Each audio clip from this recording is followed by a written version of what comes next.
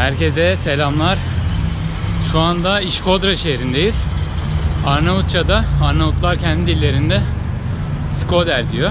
Ülkenin, Arnavutluğun en kuzey şehri.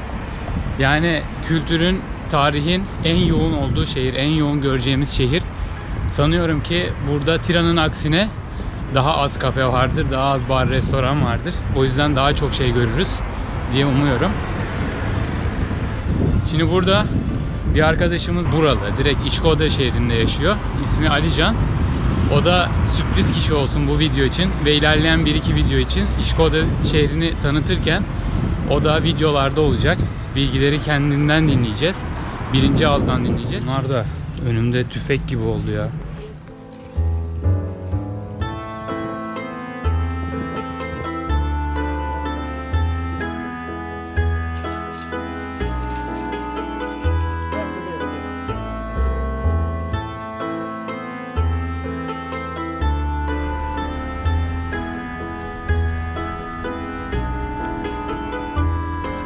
Arnavutluğun beni en çok heyecanlandıran ve bende en çok merak uyandıran kuzey şehri İşkodra'dayım şu anda. Çünkü gerçekten Arnavutluğu anlamak için bu kuzey şehrine gelmek lazım. Ve bu kuzey şehri İşkodra tam olarak Karadağ sınırında yer alıyor. Şimdi yeni bir yere geçtiğimde her zaman ilk yaptığım şey kaldığım yeri göstermek olacak. Çünkü yani kaldığım yerde hayatımın bir parçası oluyor gezerken. O yüzden şimdi konakladığım yere bir bakabiliriz. Şöyle bir durum var. Ben 7 yıldır aşağı yukarı 7 yıldır yollardayım. Yani her şekilde kaldım diyebilirim. Her şekilde konakladım diyebilirim. Yani bunun her türlüsü aklınıza gelen, mesela işte hostelde de kaldım. Yeri geldi, çok fazla yeri gelmedi de otelde de kaldım. Bankta da yattım mesela, İtalya'da, İsviçre'de, birkaç ülke daha şu an tam hatırlamıyorum. 4 yıl oldu Avrupa'yı gezeli. Sırt çantamla oraları geziyorken yani çok fazla böyle McDonald's falan, hani böyle saçma sapan yerlerde de uyuyup geceyi geçirdiğim oldu. Çadırda da kaldım. Yani her yerde kaldım. Ama şimdi göstereceğim yer gibi bir yerde gerçekten hani seyahatlerim sırasınca kalmadım. Yani iş icabı belki 5 yıl önce falan gittiğim birkaç yerde konaklamışımdır. Ama uzun süreli yolculuk için yola çıktığımda zaten bu tarz yerlerde yani kaldığınızda bu kadar uzun süre yolda kalamazsınız. Yani kalabiliyorsanız tabii kalırsınız da ben kalamam. Şimdi içeri girdim. Hello, how are you? Thank you, I'm good. How long have you been working in this hotel? I have just 1 year from now. And I have 4 years. When was this building constructed? Yes, it was constructed in 1971. Yes. And early it was used by government. And it was renovated before 3 years. So it's brand new hotel? Yes, of course. It's the oldest hotel in the town. In Şkodra? Yes. And also the biggest hotel. Biggest hotel. It's the only one that have 77 rooms. Even if there is COVID, everything is open now. It's nice. Yes, till 10. Thank you so much. Have a nice day. Bye bye. Bu otel İşkodra'da turizmin ilerlemesine çok önem verdiği için bizi de işte burada ağırlamak istediler. O yüzden yani gerçekten çok mutluyuz şu anda burada ağırlandığımız için. Çünkü yani bir şehre geldiğinizi düşünün ve o şehrin en tarihi, en köklü binasında ağırlanıyorsunuz. Lüks olmasını veya içinde bulunan imkanları tamamen bir yana bıraktığımda bile yani böyle bir yerde ağırlanmak bize İşkodra'yı da eminim ki daha hatırlanır kılacaktır.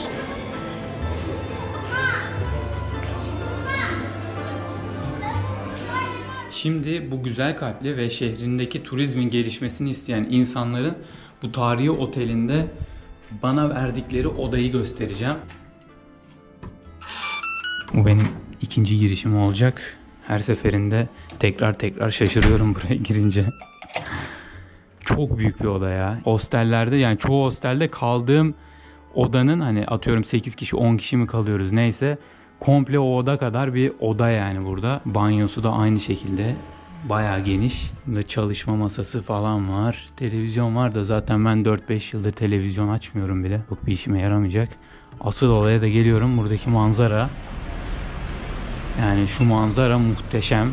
İşkodra'yı, hatta bütün Arnavutluğu anlatan bir manzara burası. Önemi de şu: 3 ayrı din, daha doğrusu 2 din görüyoruz burada. 2 dinin farklı mezhepleri. Yani önümüzde cami var, Müslümanlık. Arkada işte Ortodoks ve Katolikliği temsil eden ibadet yerleri var, kiliseler var. Yani hepsini, yani bunların hepsini aynı karede şu anda görebiliyorsunuz. Yani bu da neyi anlatıyor bize?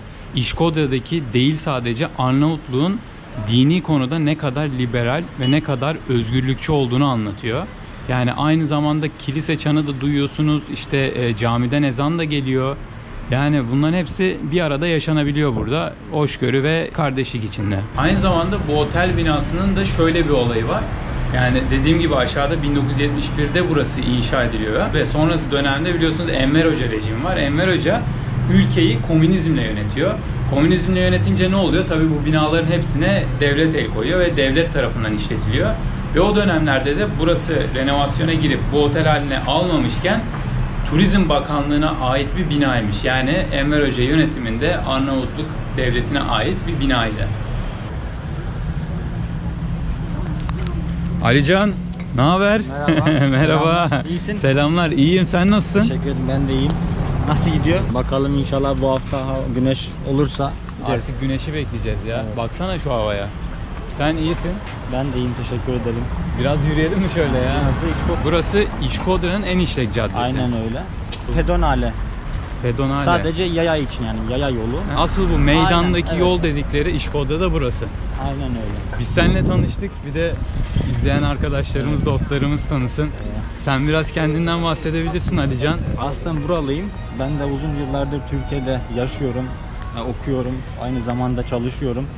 Türkiye'de okuyorsun ve çalışıyorsun. Sakarya normalde. Üniversitesi'nde okuyorum. Son sınıftayım. Siyaset bilimi, kamu yönetimi. O bölümlerimiz Aynen, aynı ya. evet, Siyaset evet, bilimi. evet. Kamu yönetimi yok bende. Yerine Evet. Avrupa Birliği vardı. Güzel bir bölüm yani.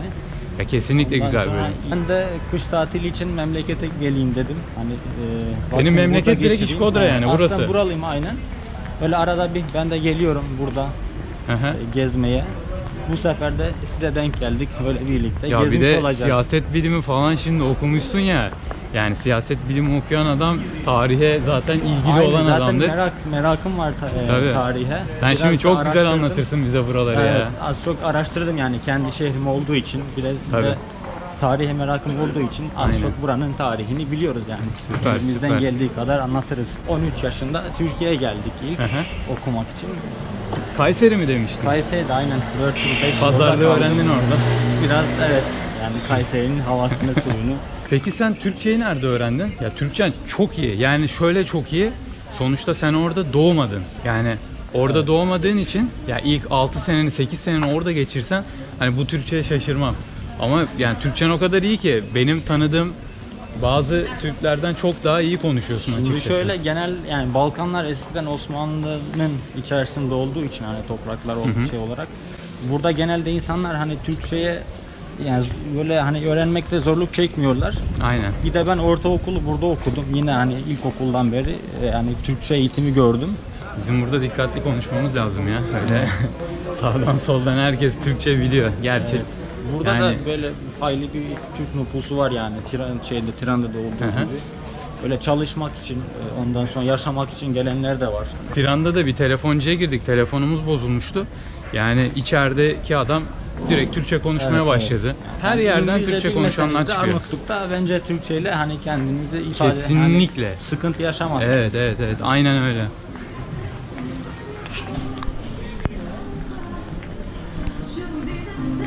Buralar hep böyle kafe tarzı yerler. Kafe mi? Tiran'da. evet. Tiran'da kafe, kafe, kafe.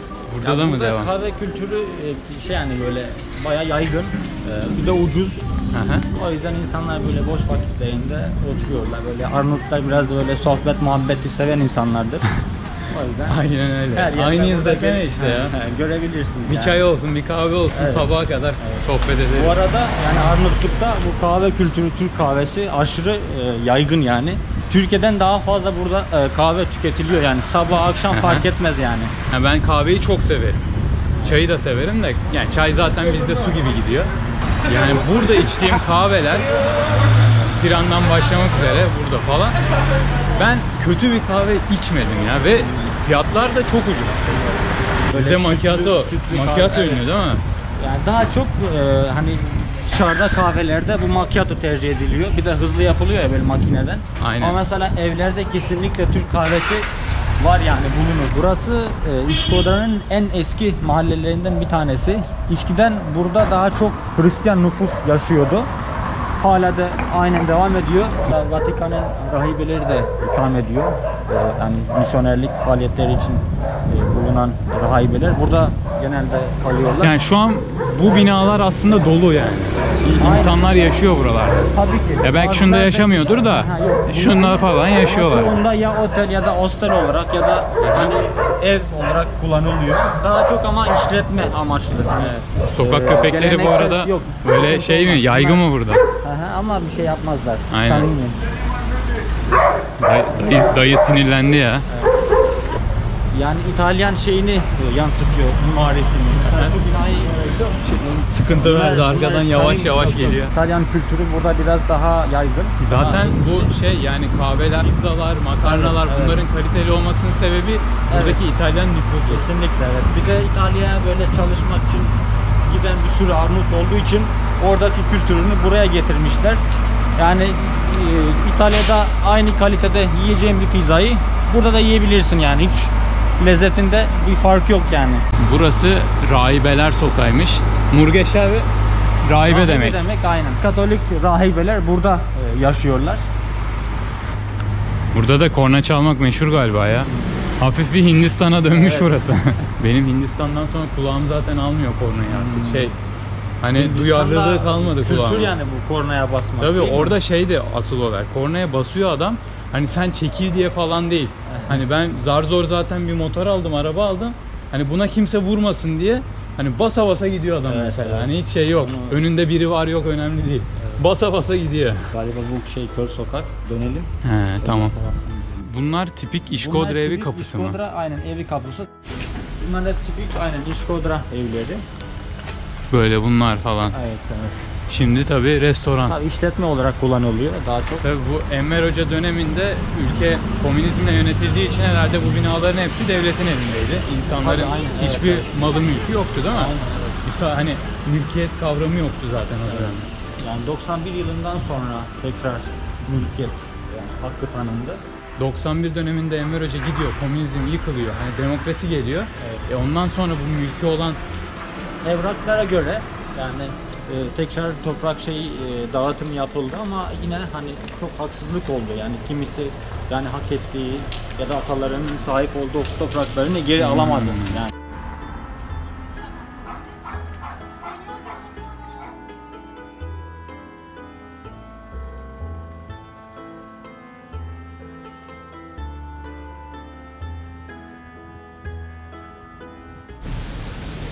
Şimdi böyle geleneksel bir köfteciye geldik. Kebaptore, Kadija. J'ler Y diye okunuyormuş. Kadia. İşkoda'daki en eski kebapçı. Şkoda'nın en eski 20 kebapçısı. yıldır bu işi yapıyor. 20 yıldır. Bakalım nasılmış.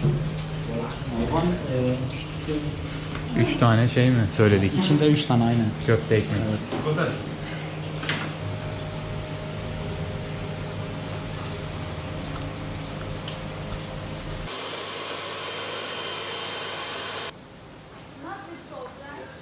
Şimdi burada sistem de şu şekilde işliyor. Aleykümselam. Bu gördüğünüz köftelerin tanesi 40 lek.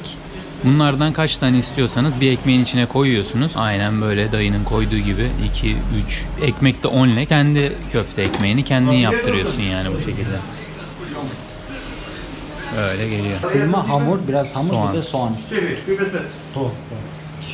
Baharat tutuyorsunuz değil mi?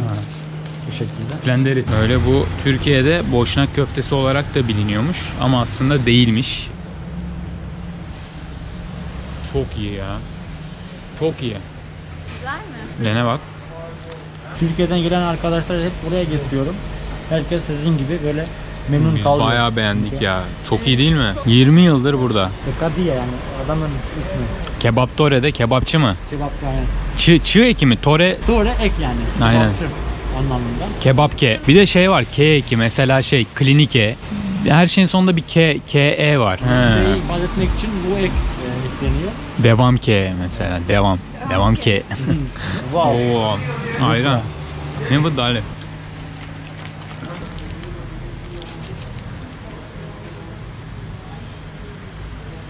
Çok iyi. Çok iyi.